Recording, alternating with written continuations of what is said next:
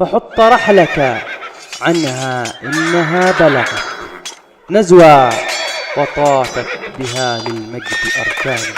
انزل فديتك عنها إن حاجتها عدل وفضل وإنصاف وإحسان.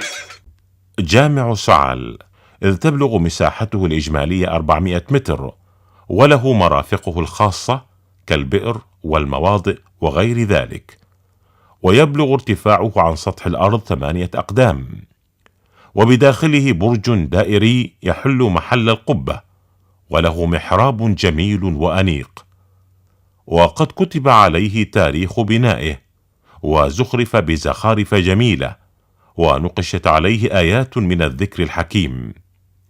إن هذا الجامع يعد إرثا قديما وكنزا ثمينا، وقد تم بناؤه في عهد الإمام السلط بن مالك الخروصي في السنة 8 من القرن الأول الهجري، وأقيمت فيه صلاة الجمعة المباركة في عهد الإمام الوارث بن كعب، ولا تزال الصلوات الخمس تقام فيه إلى يومنا هذا.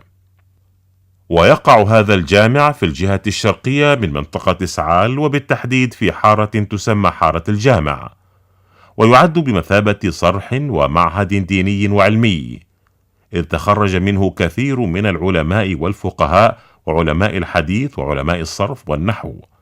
ولا يزال هذا الصرح قائما يفاخر بنفسه وهو في ثوبه القشيب، إذ أعيد ترميمه من قبل وزارة التراث والثقافة.